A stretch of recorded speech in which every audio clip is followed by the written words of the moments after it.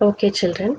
After reacting with acids, both metals and non-metals, metals react with acids and forms a hydrogen.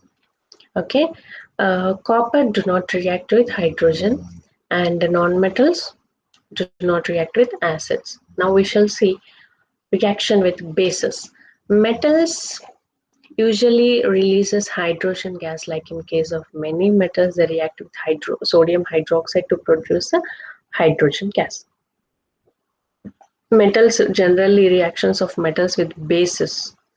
Metals, when they react with bases, what do they release usually? Hydrogen gas. Okay. For example, if you take iron plus sodium hydroxide, it releases it releases hydrogen. Like in case of many metals, they react with sodium hydroxide to produce a hydrogen gas. Okay. For non-metals, what is happening is a generally reaction of non-metals with bases are very complex. Non-metals with bases are very complex. Let us see displacement reactions. What are displacement reactions? How how do it happen? And what is the criteria for displacement reactions? Let us see. During a reaction, if a metal replaces another metal from its compound, one metal replaces another metal from its compound, such type of reactions are called as displacement reactions. So all the metals will displace the other metal from its compound immediately. Is there any criteria to study this? Let us see. So here we go with metals can actually be arranged as per their reactivity order. So metals also will have reactivity order. Like some metals can immediately react and displace another metal from its compound. Some metals do not displace at all. So what is the criteria? So if you take any class, okay, some will bag first rank and some will bag average rank and some will bag the last rank. Why it has happened? Because based on their ability and their grasping power and their ability to write the exam. In the same way, metals also will have different reactivity order. Okay, what is the order? Let us see. First one is so potassium, sodium are the most vigorous metals. They react immediately and displace the other metal from its compound. Okay, this is the order. How order is decreasing? Let us see. Potassium, sodium, calcium, magnesium, aluminum, zinc, iron, stannum, stannum that is tin, lead, hydrogen. So above hydrogen, these all elements are most reactive metals. They immediately displaces less reactive metals from its compound.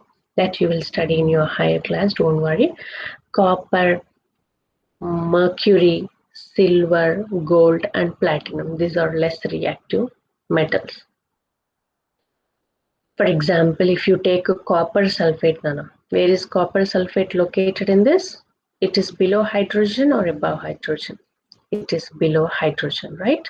So if you take this copper sulfate plus zinc, what does it form? This zinc immediately replaces this copper and it forms a zinc sulfate plus copper.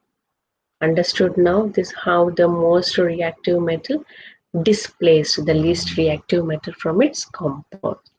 So this is the order of the metals based on its reactivity order. Okay, what are those? Potassium, sodium, calcium, magnesium, aluminium, zinc, iron, tin, lead, and hydrogen. Most reactive metals. If you come to less reactive metals, what are those less reactive metals? Copper, mercury, silver, gold, and platinum. So these are some of the metals which undergo displacement reaction. You all know where you will use metals, without which our living may not be possible, because metals have become a part of our life, right? Both metals and non-metals. You all know the importance and applications of metals. For example, iron. Where is iron used? In our windows, in our homes. Okay, right? So in our temples, metals are used. For our jewelry, metals are used. And then where no, where not? Copper, electricity. For conducting electricity, we use copper and aluminum. And aluminum where for wrapping food material. All these are some of the uses which we have using in our daily life. Now let us see what are the applications of non-metals. The oxygen is necessary for all living beings, without which there will be no survival at all. Oxygen is a non-metal. Some non-metals are used as a fertilizers to enhance the growth of plants.